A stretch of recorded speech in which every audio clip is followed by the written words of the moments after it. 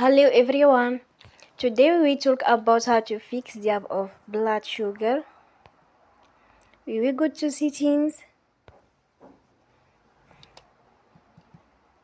Then we click on apps. After that we search the app blood sugar. And we click. Then we'll on for stop. After that we go to storage. Then we click on clear cache.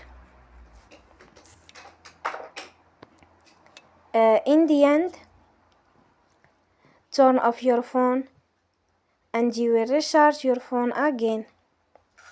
Don't forget to support us by like and subscribe.